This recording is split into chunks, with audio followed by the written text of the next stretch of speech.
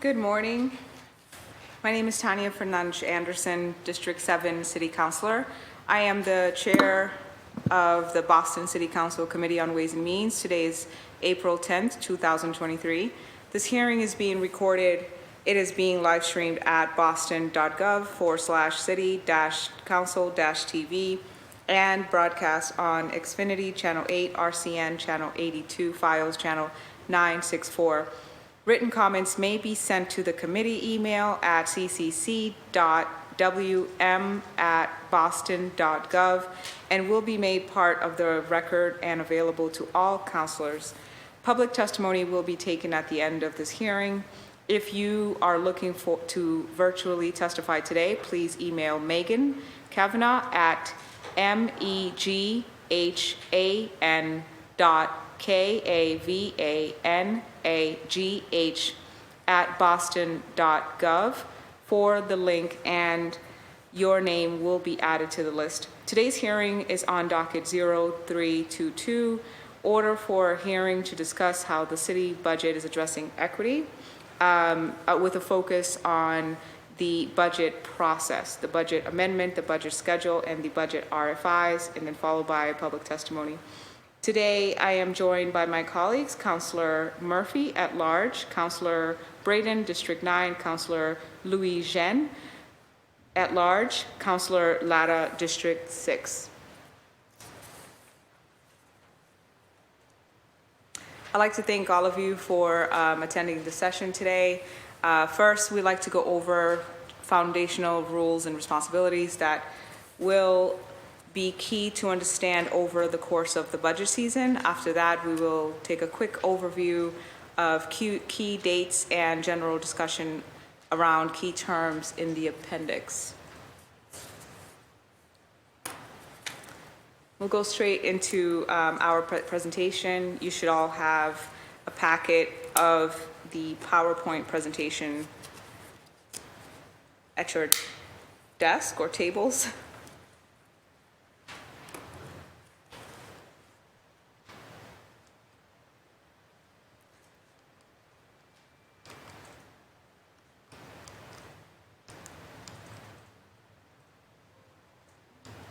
Oh, okay. All right, here we go.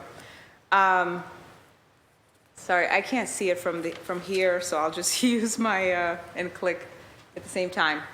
I'll just use the hard copy. So for table contents, again, we'll be covering City Council Amendment Power, schedule for hearings, appendix. You'll find RFI questions and hearing topics, which we will open for discussion. Before I begin, by show of hands, if you'd like to make an opening statement, we can do that now or just go straight into the presentation. All right. So for City Council Amendment Powers, City Charter, Section 48 as amended, excerpt. I'm just going to read briefly part of it and then go into specifically what that means or what powers that gives us. City of Boston shall hold budgetary powers together with the power to modify,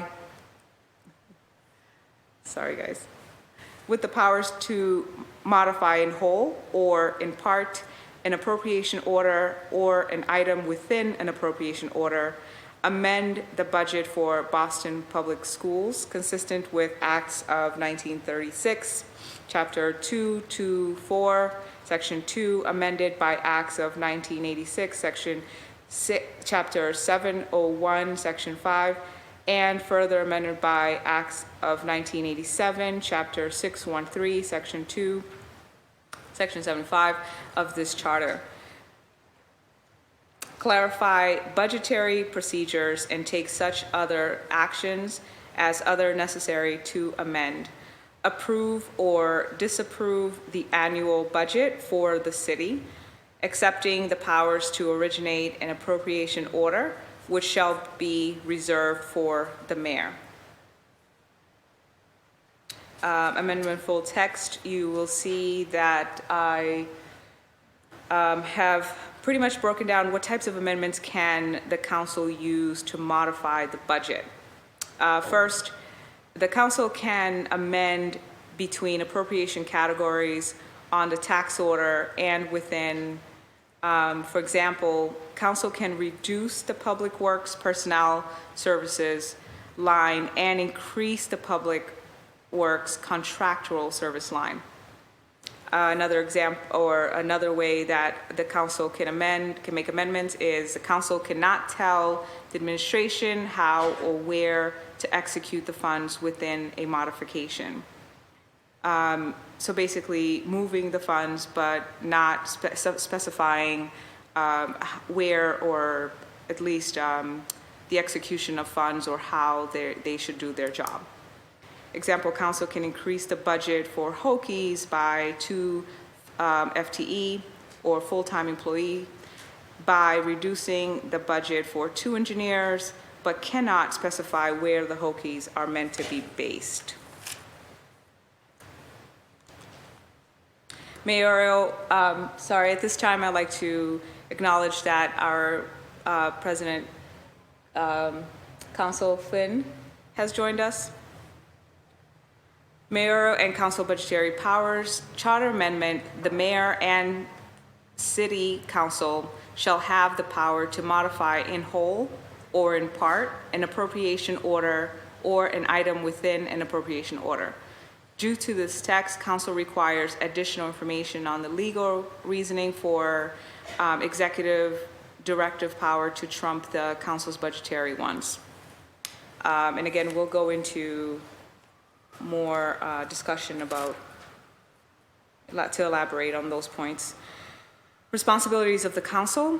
Purpose of the amendment should be an appropriate use of operating funds. Operating funds support the ongoing department operational and programmatic cost within the legal, procurement, and personal policies of the city, and can be executed within the 12-month period of the fiscal year.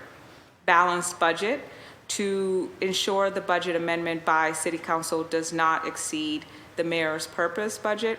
City Council must identify reductions equal to the value of proposed amendments. Council's amended draft will include an updated tax order worksheet by the attendant committee report, will specify the intent of the council's amendments.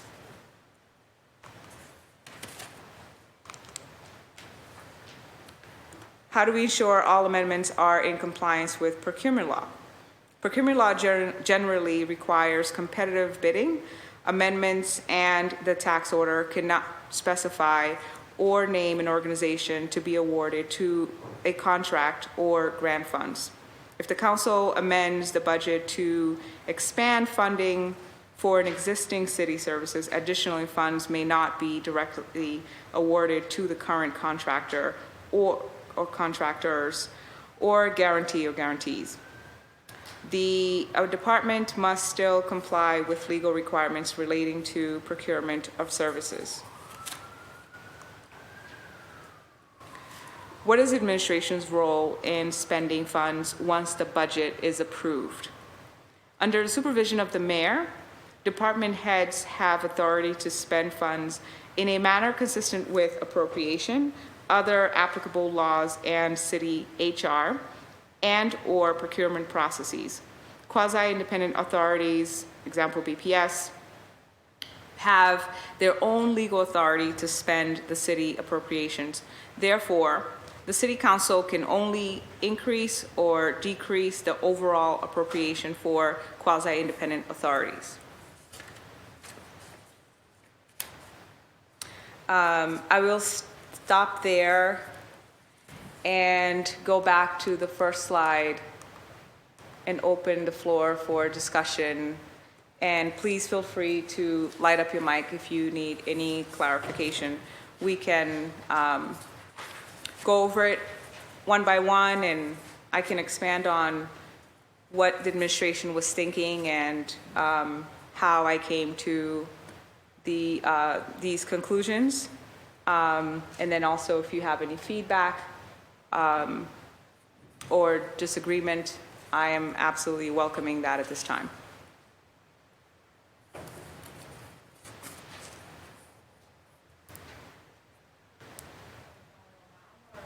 Oh, yep, you can light up your mic. Counselor Murphy, you have the floor. Thank you. And thank you for this. I'm not sure if this is the time to, but I did meet our new budget analyst. So thank you. If you could explain what you believe as the chair of Ways and Means her role will be, because I know, did she help write this with you? So no, just going through it, it's helpful to have this pulled out. I know it's information we had last year, but to see the dates and all. So thank you for this. As a teacher, I love a good handout with dates and facts, but if you could just touch on that to see what role going forward through these hearings and what supports our offices can expect. Yeah, exactly. Sure. Thank you. Thank you, Councilor Murphy. So Karishma is our wonderful new budget analyst who has joined us recently, as early as last Monday. She certainly put together this PowerPoint, but no, the amendment part were definitely my decisions or arguments with the administration. I can go over sort of like the expectation and then touch on what Karishma's job is. And can I just ask? I'm sorry, Councilor Murphy, you have the floor. Yeah, no, thank you. The amended part, when you said you've already gone back and forth, and this is coming out of how it went last year, and you seeing how can we be kind of more together and stronger? Yeah. Okay, awesome. Exactly. Go ahead, thank you. Thank you for allowing me the floor. So I think that, so last year, we went through this whole process. And it was our first year to create these amendments or to make amendments. And we were figuring out as we were going back and forth, and so was administration, looking at exactly what the amendment document was stating, right? What the charter amendment stated, but what powers it gave us. And then we made certain amendments and the administration responded with some reductions. And then we sent that back and then we voted second time. And so from that, there are different examples of our amendment powers. And in this PowerPoint, what I've been able to do is to look at the different powers or the different ways you can amend and specify them very clearly, hopefully very clearly, and I would like to go into it for more further discussion to actually delineate exactly how we can make those amendments. And so this year, what will happen is I've put together the schedule. We will be holding our budget. I should have said that our budget schedule will begin April 24th. Budget will come out this Wednesday. I'm sure you've been invited to the breakfast. And that is where the mayor will announce the budget and sort of give an overview of what it entails. And through the budget, we'll have hearings, and you see here the schedule. We'll have some working sessions in between, some public testimony, just listening sessions in between, and then some in community. By some, I think I only scheduled out 2 or 3. And then, of course, workshops, budget workshops that will come from my office, strategically scheduled prior to amendment workshops, working sessions, so that the public can give us testimony and we can carry that and advocate on those issues. And so we'll go over the schedule in this hearing today, in the session today, and then we'll be able to sort of look at what that looks like. As far as our budget analyst, who I requested for last year, Karishma is brilliant within her own right, and she comes with extensive experience. She's going to be, her job specifically is, for lack of better words, to translate the budget. So aggregating information, and those requests, all requests have to come through the chair.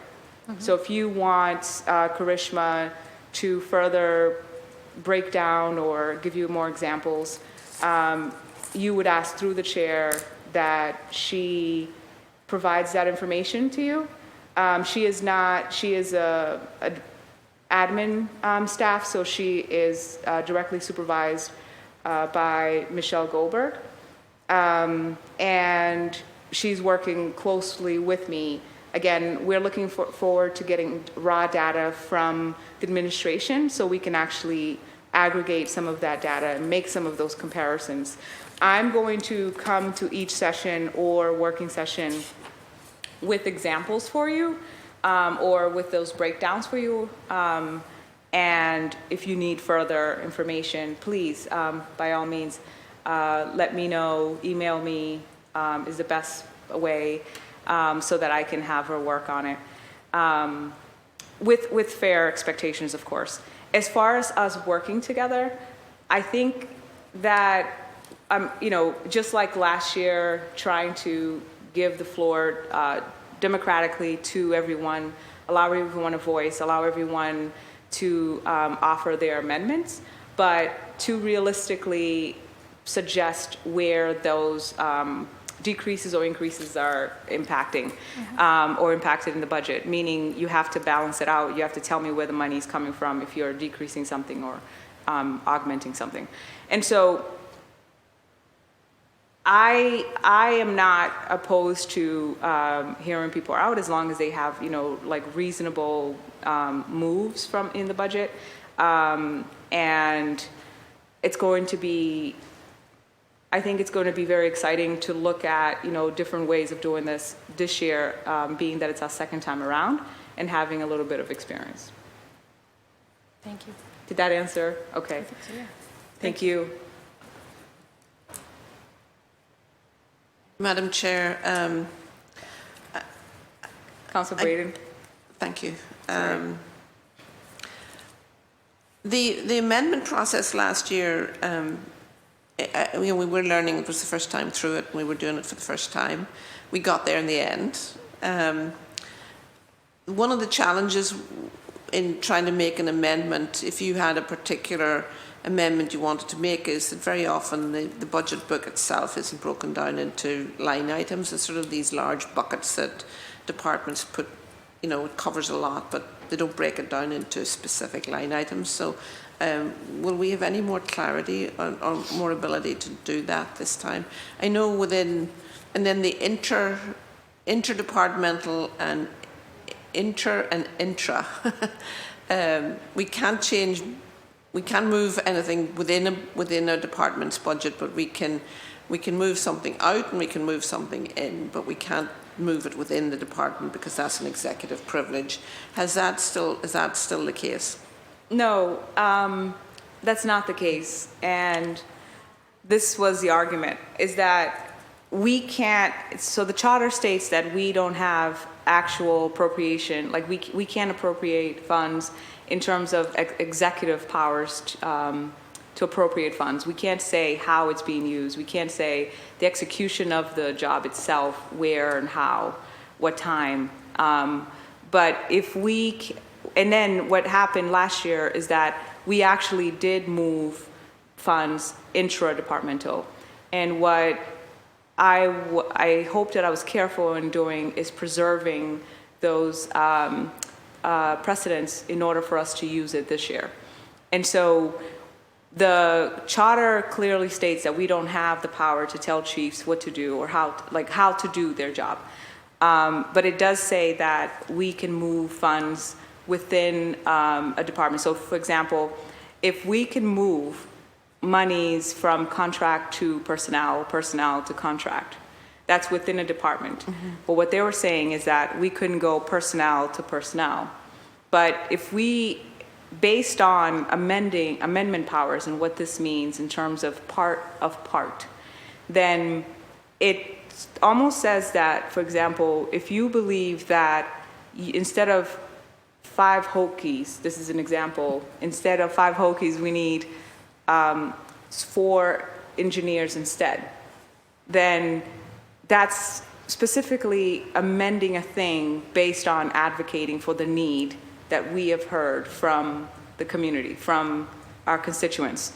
And so there's nothing that they have shown me that proves that we cannot actually move from personnel to personnel and say, not 5 Hokies, 4 engineers instead. Give me 3 Hokies, and instead of 2 engineers, give me 4 engineers.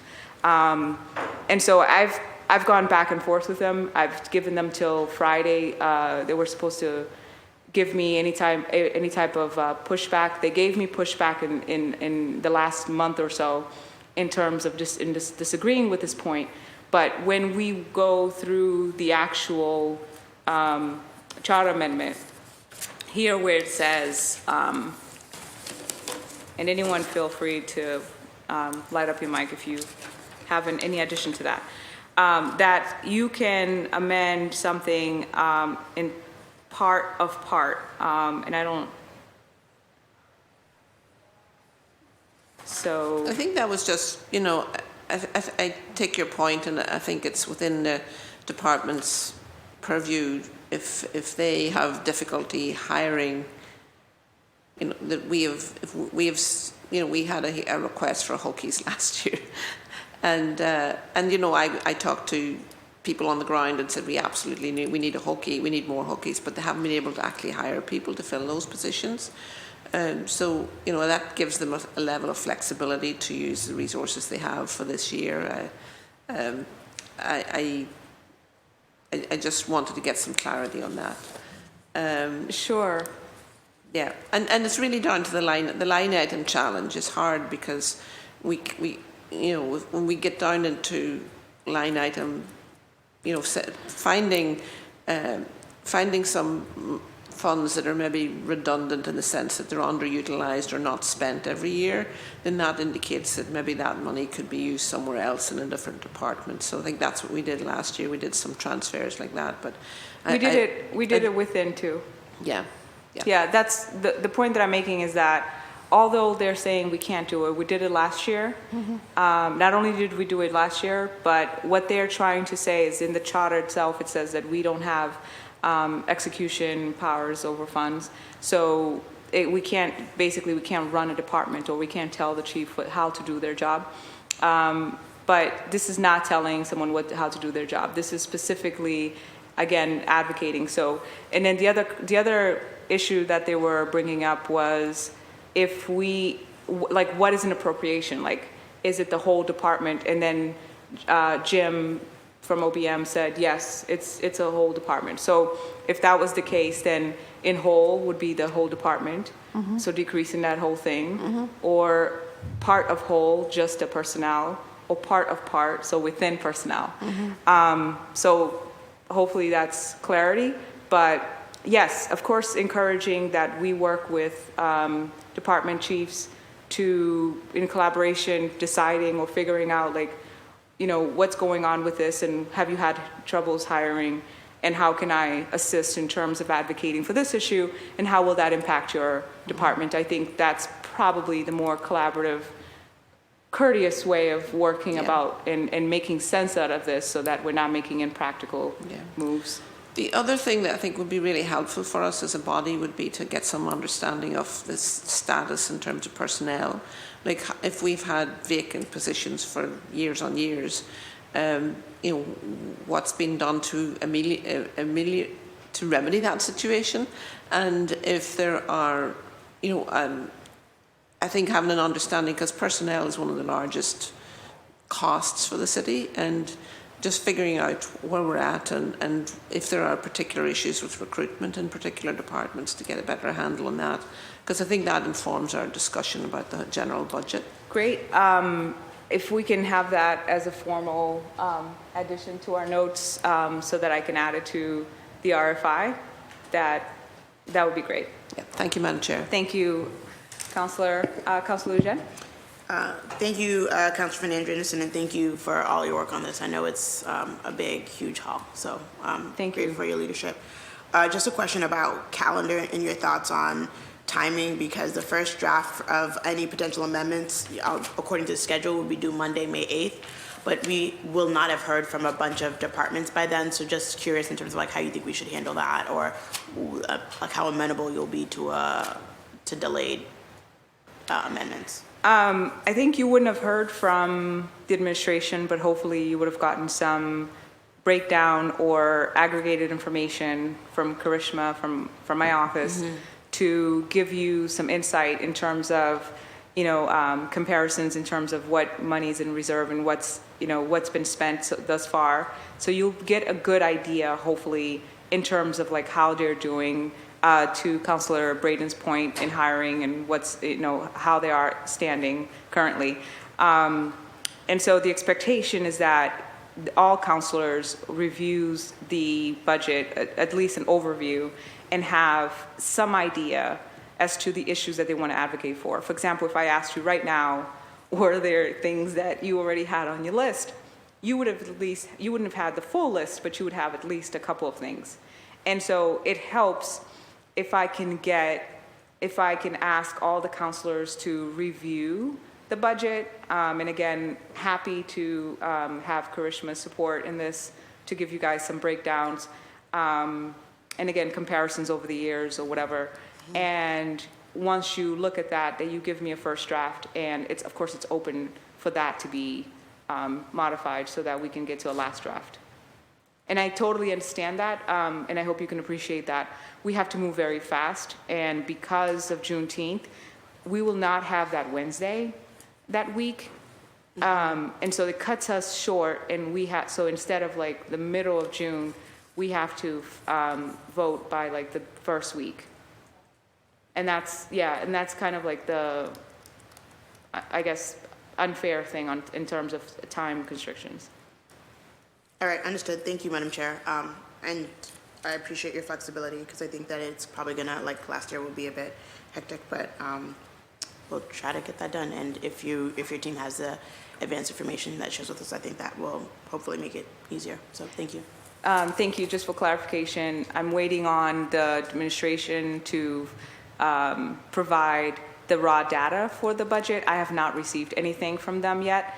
And so we're going to be sort of like working against the grain. We get it on the 12th, work with Karishma to get us some breakdowns or some data visualizations and analysis.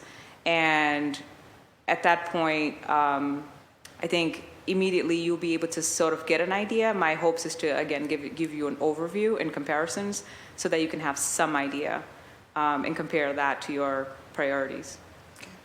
Thank you, Madam Chair. Thank you so much. Welcome, Councilor Mejia. I'd like to acknowledge that Councilor Mejia has joined us. Councilor Mejia, we've only went through our first part of this session where we discussed the amendment. Happy to do sort of a summation of all this at the end of the hearing. We're at part 2 at this point, the schedule. Mm-hmm. All right, so for the schedule, pretty straightforward, as I explained. There'll be some hearings, there'll be some working sessions with room for public testimony, but also there'll be community-based public testimony as well as budget workshops that I will be providing for my office. And it's all here on this schedule. You'll receive a formal schedule. It'll look like an outline format from Shane and Shane Pack, and that's pretty much it about the budget, the schedule. Does anyone have any questions on the schedule?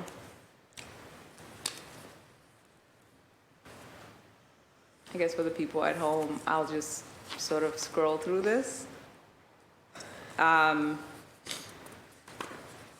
So the first week we'll be hearing from, am I in the first week? I think so.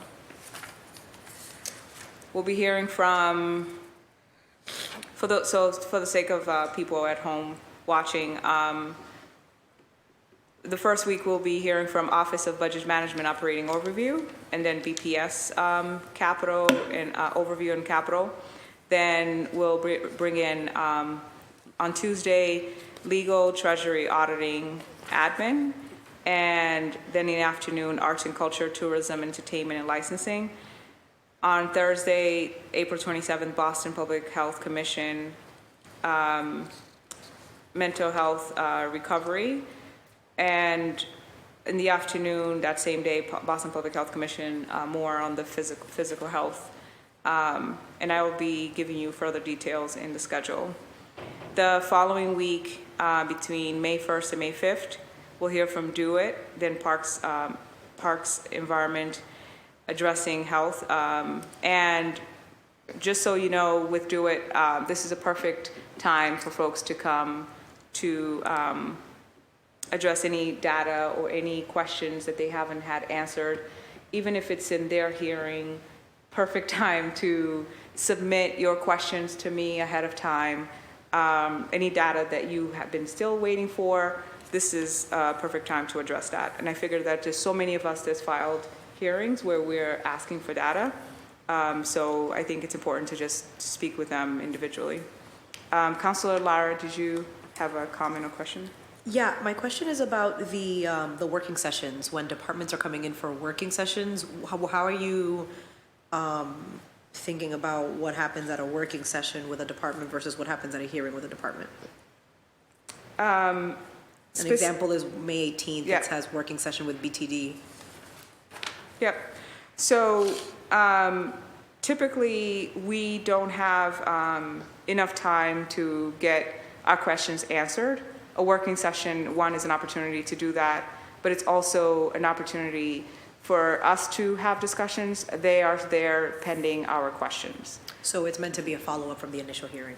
A follow-up, as well as while we are working on amendments or just discussions, most of the times I noticed that last year we had a lot of questions that we were like, oh, maybe we should have asked legal to attend this, or maybe Jim should have been here.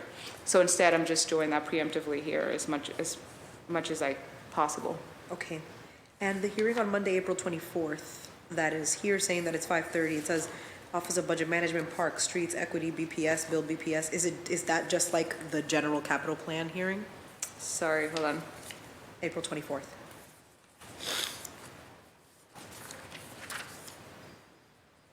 Yep, overview, Of the capital plan. operating overview. That's the one in the morning. There's one in the afternoon.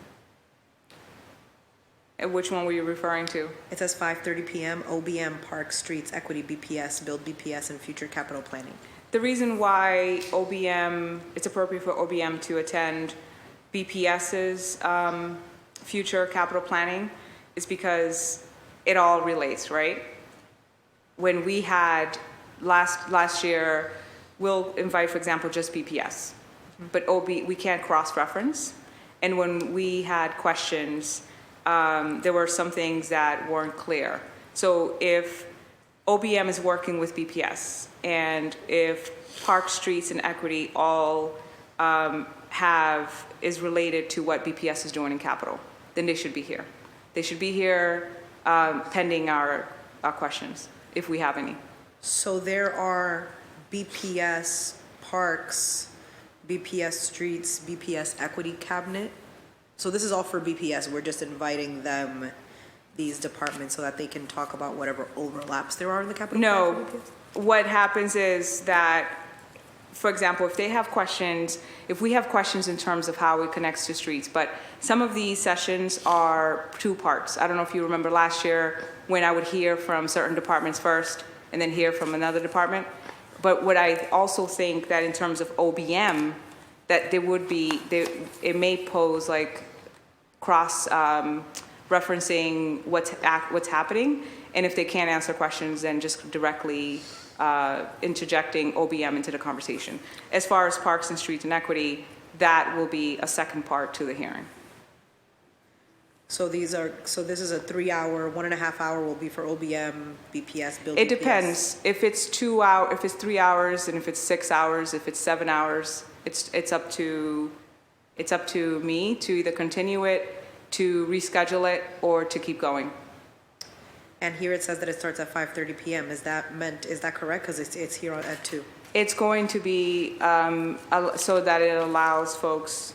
It's just a placement of the presentation. Thank you, Karishma, for this amazing presentation. It's just a placement. The time is there, it's clear, and it's to allow the community to be able to attend. So it is 5:30. It is 5:30 as it states there. Great. I think in terms of the schedule, working session, that's all the questions that I have about the schedule. All right. Anyone else? Councilor Mejia? Yes, so I had a few questions. I know you had moved on from the amendments. Is it okay for me to ask a question about the amendments, or you want to just, since I missed that part, I missed my chance? No, if we don't have any more questions about the schedule, for the sake of time, we can go back to the amendments. Okay. Does anyone else have any questions about schedules? Okay, Councilor Mejia, you have the floor. So I have a question about the schedule and amendment. So with BPS, normally, we have in the past, there's been like 26 hearings for BPS. And I'm happy to see that all of this has been really consolidated so that we won't be having 26 hearings for BPS alone. And I'm just... I think they're still coming for like 6 or 7. I know, but still, it's not 26. Just curious in terms of providing them, because we don't have any powers to, any appropriation powers or ability to amend any of their line items and things of that nature. So any recommendations that you have in terms of bringing them in, what's the purpose? How do you envision that? BPS's budget can either be reduced overall, but we can't amend it to increase it. We can reduce it or we can not approve it. No, I understand that, but are there any specific things that you are thinking about that we should be mindful of as we prepare for them to be in this chamber? I think that you'll find that some of BPS's hearings are either in community, so after 5:30 to accommodate families to attend, or in this chamber at hours that families can attend. I think the one thing to keep in mind is that at least the feedback that I've been getting is that parents or families often don't have the opportunity to actually get responses. A lot of public testimony, sometimes it's sort of formatted just for comments, and they come with questions, right?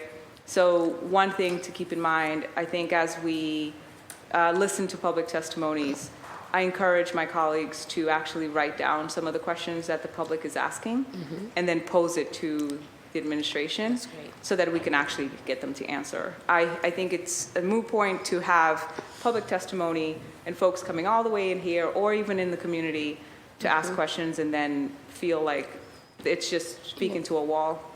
Yep, I agree. And then in the same vein of like how you're bringing in different departments as it relates to BPS, to Councilor Lada's questions in terms of kind of like meshing some of these different departments. We've been talking about learn to earn and creating opportunities for young people to have career explorations. That I see that under workforce development, but also education. Is there a space for these two worlds to share space with each other?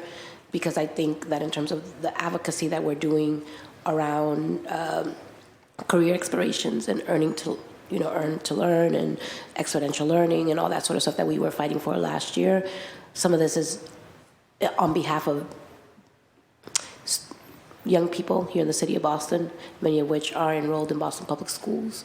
So is there a world that you see these two things coming together for us to be able to advocate for certain things that they can speak on or support each other around? Yeah, Councilman Mejia, I apologize that you missed just a small piece in the beginning. I'm opening the floor for your suggestions and recommendations. The final schedule. For example, if there are any kinks in the schedule and, for example, Councilor is like, well, that's a lot of departments for just 3 hours, or this chart looks like it starts at 2, but it says 5:30. Obviously, the paper is not long enough to put it all the way at 5:30. But if there are suggestions you have, this is the time to give it to me. And I welcome also emails, but I would say that no later than tomorrow to tighten up the schedules. If you have recommendations, and I think that, you made this point the last hearing we were in budget, and that basically the conversations are just feeling like we're talking at each other and that we're not getting anywhere, right? Right.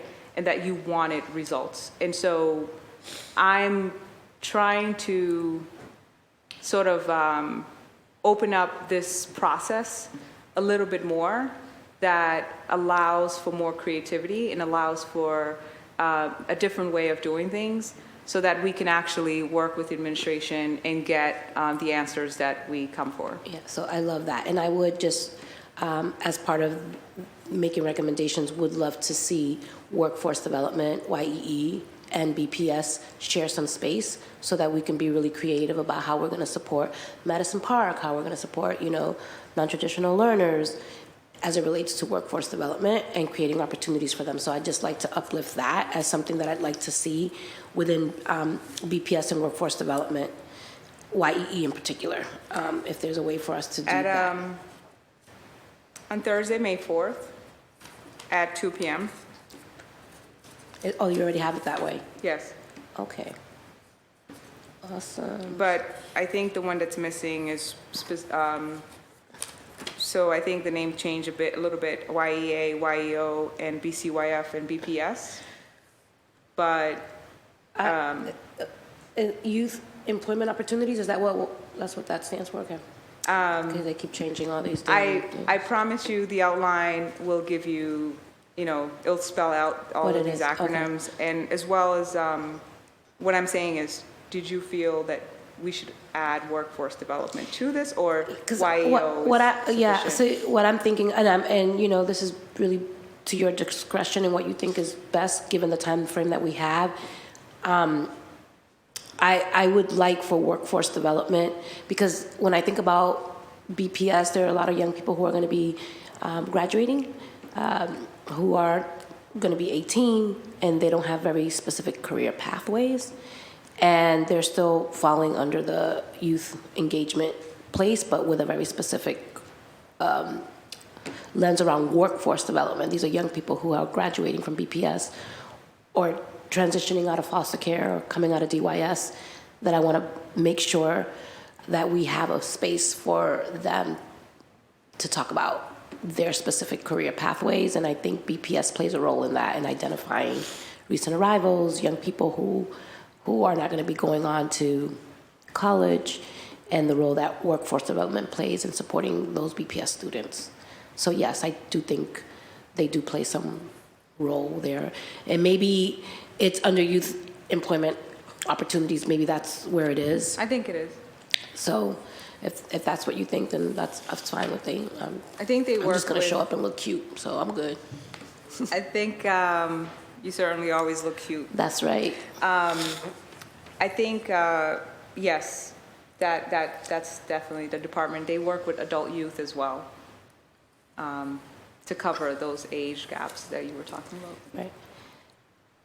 Yeah, I think I just want to and maybe when we have workforce development, I can press them a little bit more about what workforce development looks like for younger people. It's not just placing them in jobs, but like they have a career pathway, which is where I think we fall short when we're talking about employment for young people.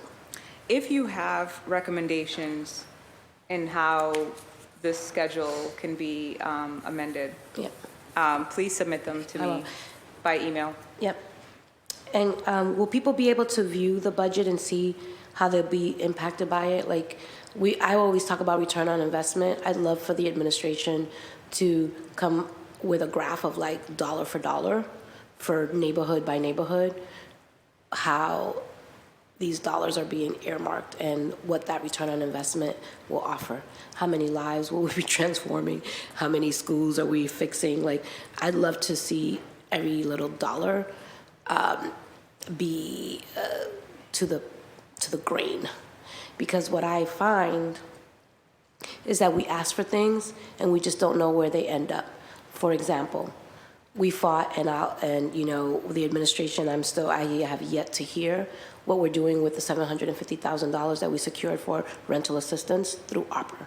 That doesn't fall under your jurisdiction, but it does impact the overall well-being of our municipal employees, right? So I don't know. Well, no, it does. It does, okay.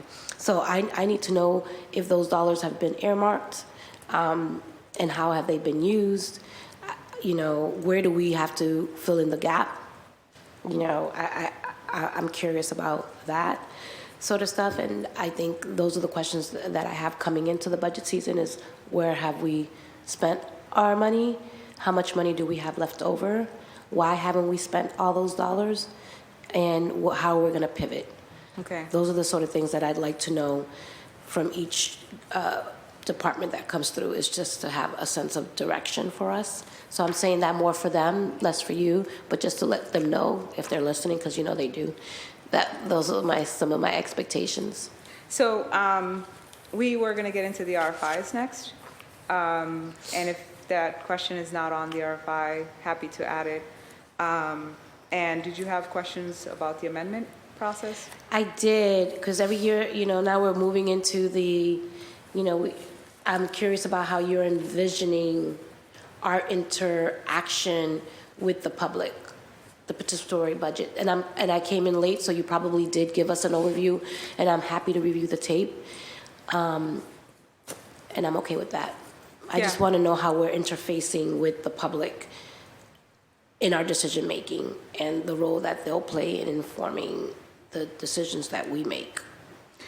To the best of my ability, I've looked at the schedule over a month time, back and forth with community advocates. I've actually invited them to the table to work with them, to give me feedback on the schedule that I've put together. The response was, wow, we didn't realize how much work this is. And so after, you know, pulling my hair for a few weeks, it's difficult to get, it's really 5 weeks. We only have 5 weeks. And so it's difficult to get all of the departments in. That's one. And also some of these departments are, you notice that they're coupled or they're in a bucket. And we've done that before where the first part of the hearing will be on, you know, certain topics, and then the second part will be other topics. Those hearings tend to be 6 to 7 hours long. I don't know if you guys remember, but unfortunately, it's the nature of what I have here. I wish I could have done it differently. And then I've also been able to add as many working sessions, as many listening sessions, as many workshops as possible, at least 4 workshops for the community, at least 4 public testimony listening sessions, 2 in community, 2 in-house, and the 2 in-house are virtual. So once I tighten up this schedule, you'll see it as an outline as opposed to the way it's laid out on the calendar, and hopefully that's helpful. Yeah, and I'll just note that May 29th is a holiday. So we may not be able to do amendment working session that day. Yeah, so Or we might, because we may have to, we may have to work on a holiday, and I'm okay with it, but I'm just letting you know it's a holiday, so. I know it's a holiday. Okay, I just wanted to make sure. It's not a preference, trust me. It's just what I could do in order for us to get to our goal before, I think it's June 7th. As far as the amendment, you want to go to that? Well, no, it's an amendments working session, so. No, I mean, you had you mentioned No, that. I asked about the amendments in terms of the role that community will play. That's kind of what I wanted to see in terms of how we were going to be making decisions. Okay. And the role that they will play in helping to inform some of the amendments that we're going to be pushing. And if you're going to ask us to use the Google Doc to submit our requests. I'll definitely notify you in terms of it's going to be a Google form, if it's just going to be like a regular document that you have to fill out. I will also ask Karishma to put together something that breaks down the amendment powers with it, sort of, like a guide. And again, you should be able to get the schedule this week in an outline form to give you more clarity as to like when departments, and I'll be sure to take what I'm hearing here in consideration and specifying exactly what parts or what times people are going up and when they're speaking, and how I'm coupling them. In this, I think Karishma did a wonderful job with this. This is not what my schedule specifically looks like, but she was able to put it on this to give you a visual of how things are happening per week. And in terms of the amendment, I will send examples. Okay? Thank you. All right. I'd like to acknowledge that we've been joined by Councilor Ricardo Arroyo from District 5.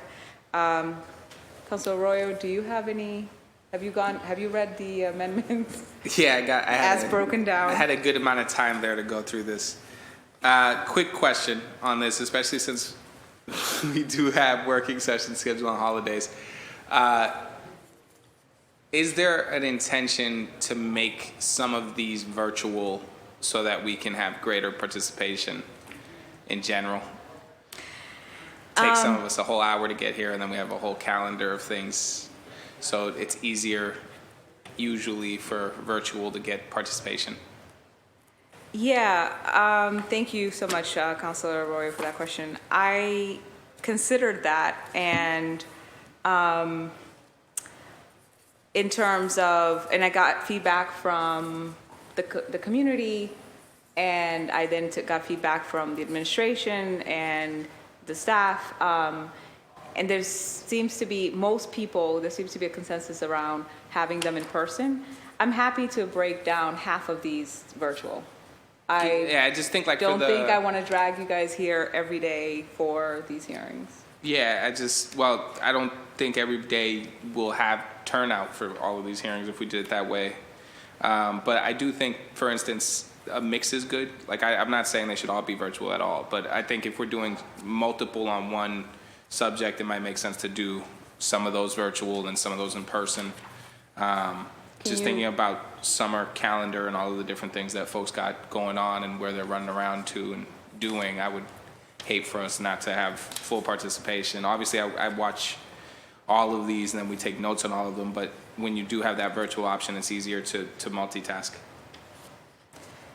Absolutely. No, listen, I do better virtually as well. I'm just trying to take in consideration for everyone. I definitely hear your suggestion and already had planned to make at least a big portion of these to be virtual.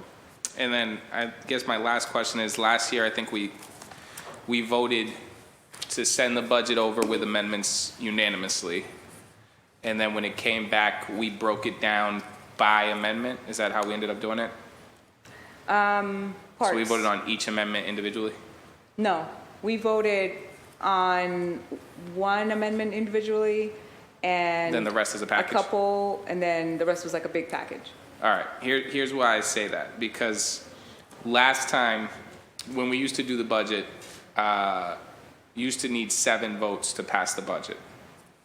Under the current construct, it goes over to the mayor unanimously because of course it does. It has everybody's amendments. Then it gets sent back with some of those vetoed, or the majority of them vetoed. And then it requires 9 of us, not 7, 9 of us to overturn that vetoed package. But then that opens up the door where you can actually have 7 or 8 people vote in opposition to the mayor's vetoes and to that budget now as constructed, but then the budget still passes because it has 5 votes, which is not technically what I think the intention of the statute was to do. Is that something worth us exploring, reverting it back so that no budget ever passes amended or veto amended without 7 members of the council voting for it? It just makes very little sense that we would send a budget over unanimously because of its amendments, get it sent back with vetoes, and then because 5 people vote to keep it the way it was sent over after the veto process, it passes instead of having it be passed by the majority of the council. I think that was like an oversight in how the original charter amendment was written by our now gone colleague. But I think this is something we might want to explore with enough time for the voting process. I think last time when we started to realize there might be some issues with this, it was around the end of the process, like literally at the voting, like a week in that process. I think it probably makes some sense now that we're in April to try and see if we can resolve this with some kind of ordinance change between now and in June. Does that make sense? Yeah. All right, so then let's maybe me, you, and whoever else needs to be involved in that, because I think other counselors have flagged this too. Try to streamline or fast track something where we work at what that fix might be in the language and then get that done. Happy to. All right, that's basically it. I just want to make sure that when we get to that final vote, we're not creating bad precedents about like 7 or 8 counselors don't like a budget because she took out all the things that we voted for and then it passes anyway because we didn't have 9 override it. Yep. All right. Absolutely. Appreciate you. Thank you. The rest of this looks really great. You put a lot of work into this.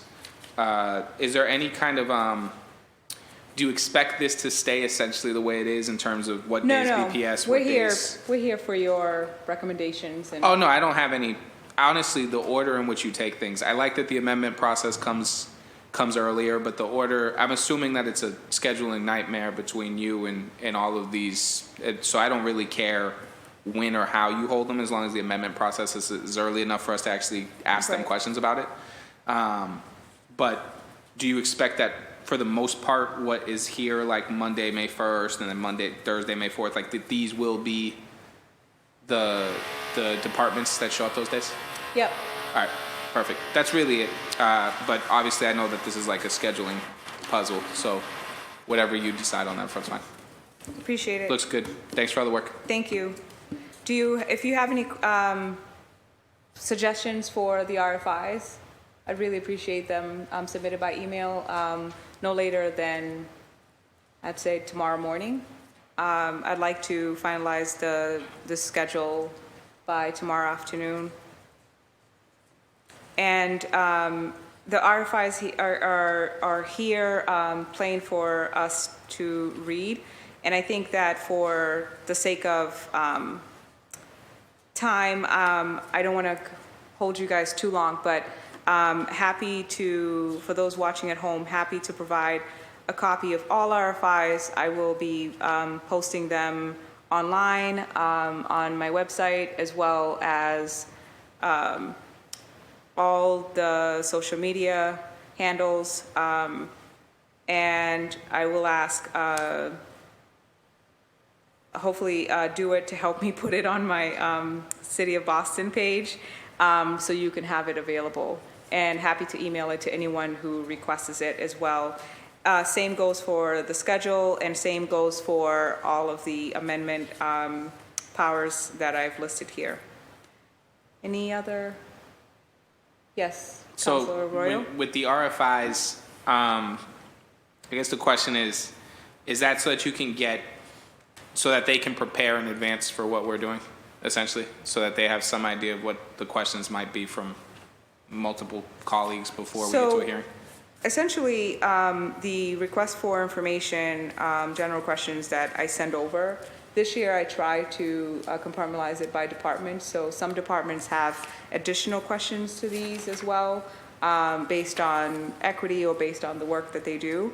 What typically happens every year is that this gets sent over at least a couple of weeks in advance of the hearing, of the first hearing, and each department has to bring them their presentation to the hearing, and it's supposed to be in response or answering the questions that are here.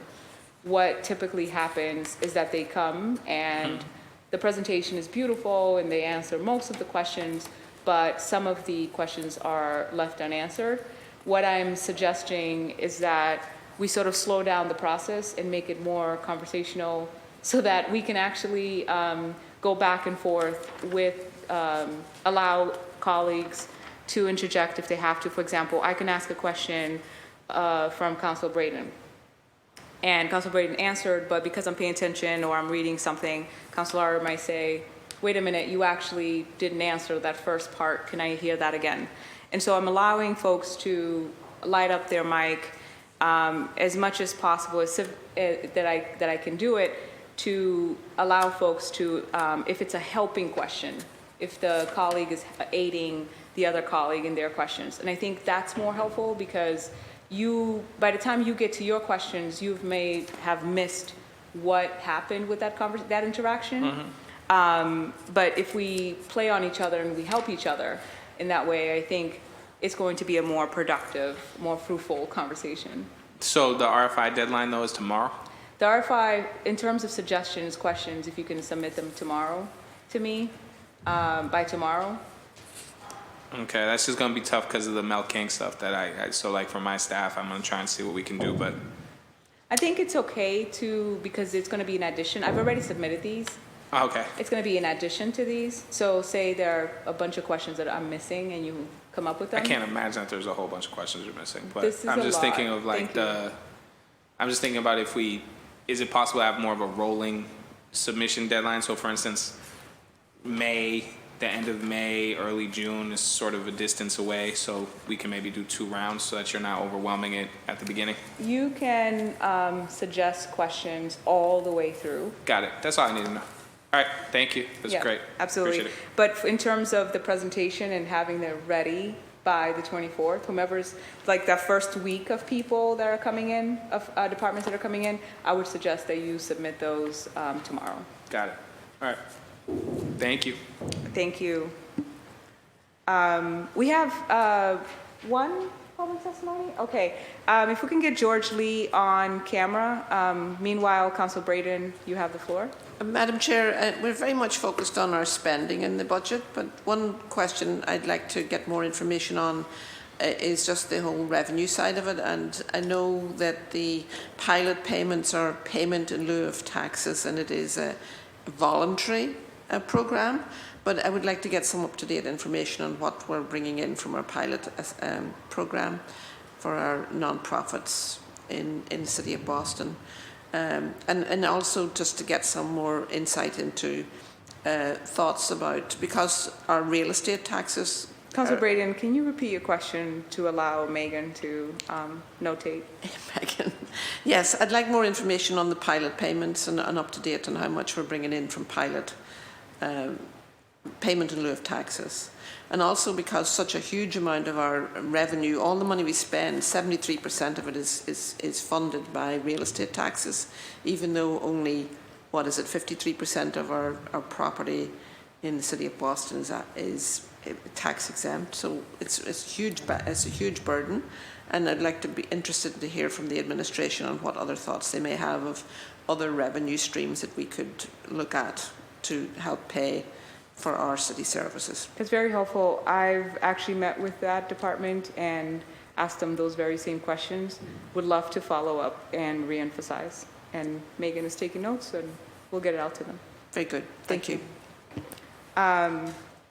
Okay. George, are you with us? Good morning. Good morning. How are you? Good, thank you. Please state your name, affiliation, neighborhood if you like, and the floor is open. This is a less formal session, so I'll allow you at least 5 minutes to give us a list of your comments or questions. Thanks, and I'll try to be brief anyhow. Thank you. Good morning, my name is George Lee. I use he, him pronouns, and I'm an organizer with Youth Justice and Power Union, and appreciate just the early attention to the budget process this year, knowing that last year was the first year of really digging into this new process with a lot of lessons learned, both from the council side and community side, and hoping this year can be a lot stronger. Councilor Fernandez-Anderson, thanks for holding these hearings to go over these processes and try to make sure stuff is clear so that we avoid some of the last minute hiccups like last year with some of the administration's take on amendments and so forth, and to build off the way the process was able to get like a George, a little historical louder, amount of please. amendments. Is this better at all? Oh, much better.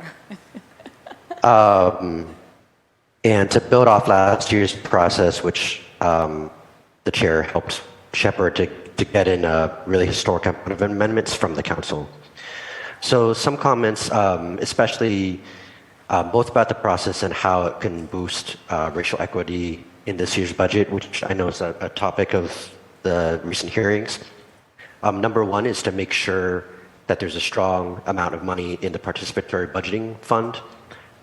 Community groups have been calling for 40 million, and that's really a way to maximize community power over the budget. We try to keep up to date with all the ins and outs of the city council and mayor process, but as folks mentioned before, and it's hard for the community to really engage in this process, and even when with some of the good steps around having more hearings out in the community and more transparency, that'll never be the same as people directly being able to vote in parts of the budget. So really urging folks to figure out how to get 40 million into that this year. Number two is strongly consider resetting the clock this year. Last year, when the mayor resubmitted her new budget, she added extra money into the budget, which is something the council doesn't have the power to do. So it was kind of a not transparent move because the council was given one budget in April and said, this is the amount of money you have to work with. Go ahead and move stuff around. But in June, administration came back and said, actually, there's even more money that we're going to put in the budget. But the city council no longer had the power to move that extra money around. And so if the council considers resetting the clock by rejecting the first budget without prejudice in late May, it would give more time to actually get updated numbers from the administration and more funds for the city council to be able to move around, especially given the Juneteenth holiday that was mentioned and the compressed time schedule. That would be important. Third is clarity on how start this year, if it's necessary to override any veto from the mayor. Is it still 9 votes, or if Councillor Bach isn't present, would it only be 8 votes as a 2/3 of the council requirement? A fourth recommendation is to have more transparency online around budget amendments, knowing that when they get voted on by the council, they're packaged together. But in the working sessions, we know that Councillor Fernandez Anderson, one of your principles last year was to check if amendments had support of 2/3 of the council so that it could survive a veto. But it would be great if there's actually amendments posted online so that the community can see where is money being proposed to be taken from, where it's being moved to, are there co-sponsors of those amendments, and who's in support of them or opposed to them. That'd be a way for the community to be able to help push their councillors to vote the right way on amendments, and also from a self-interested point of view from councillors, ways for councillors to take credit for the amendments that they're co-sponsoring and supporting. Another suggestion is already appreciate the use of more hearings out in the community and the openness from the chair to working with the community to look at the timing of the hearings to make sure there's figuring out if we can make sure there's evening times and community hearings, hearings late enough in the day for young people to attend. And then finally, really working to make sure that the administration gives answers. It's great to hear that there's work to get the raw data from them. Things like right now in the budget documents, you have to click a whole bunch of places to figure out, as an example, this year, this much was budgeted for police overtime, how much was actually spent. And it's not kind of put side to side budget to actuals. This year, this much was budgeted for youth, this was how much was actually spent. And so to be able to get that raw data, but to also present that data clearly in ways that compare what was budgeted and what was actually spent.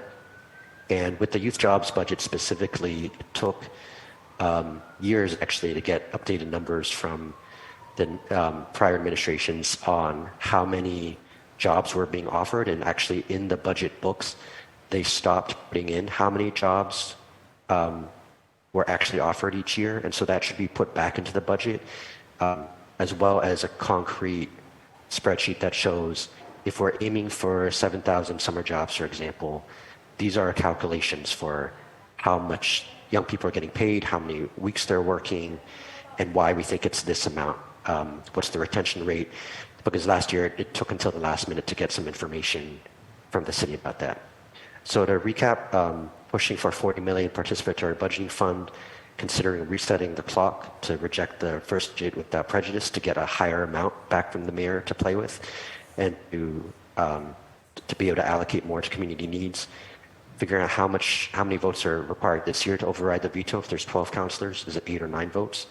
Having budget amendments online with transparency on who's co-sponsoring and supporting them. Better timing for hearings and getting the administration to give more raw data and budget first actuals and answers to other questions, including around policing, youth jobs, and all the departments. Thank you. Thank you so much, George.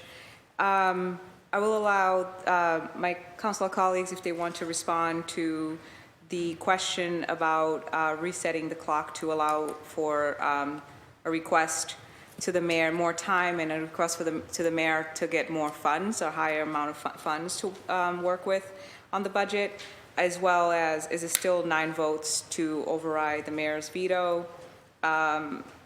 And in terms of the 40 million, that's, I think we can table that.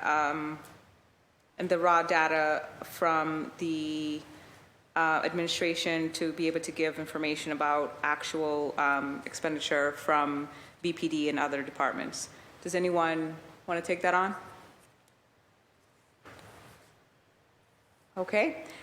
So George, in terms of resetting the clock, let us, hopefully, if you want to meet, I can get back to you with that information in terms of what the council is feeling. I think we have to go into a working session and actually discuss this a little bit further and what that would look like to reject without prejudice and resetting the clock. Yes, it is still, we still require 9 votes, and Councilor Arroyo just brought up the point about perhaps addressing the ordinance to change that so that we're not stuck or just doing the amendments just to do the amendments. And in terms of raw data, absolutely. I've already requested the information, and I will put in a request to our budget analyst, Karishma, to be able to give you some data visualizations of funds actually spent in BPD. And if you have any other departments that you would like to ask for, just email me, and I'm happy to make that request and present it to you. Thank you. Thank you so much, George. Look forward to working with you. All right, if no one else has any other questions, again, just a summation of this hearing. We basically covered the council amendment powers, as well as the schedule and hearing RFIs, questions and topics. If any councilors have suggestions, please submit them to me by email. You can submit the RFIs hopefully 2 weeks prior to each hearing. That's the fair expectation. And as well as the suggestion for the schedule, I definitely need that by tomorrow, though, because everything has to be finalized by tomorrow. But as far as the RFIs, as long as you are timing like 2 weeks in advance notice for the departments. Yes, Councilor Mayhew, you have the floor. Record state that a lot of the BPS hearings, it would be great if they could be virtual, just so that we can maximize on the engagement. Agreed. Councilor Arroyo brought up that point, and it's just a matter of me solidifying which ones are going to be virtual and which ones are not. Just looking at, realistically coordinating that with the administration, with our admin staff. Okay. All right. So without further ado, thank you so much for attending, and I guess good luck to us to a fruitful budget season. Thank you. Meeting adjourned.